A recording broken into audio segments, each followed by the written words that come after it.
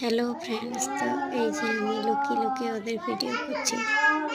তো এই যে তোমরা দেখো কেমন দু ভাই বোন কেমন পড়ার সময় ঝগড়া করছে। দেখো,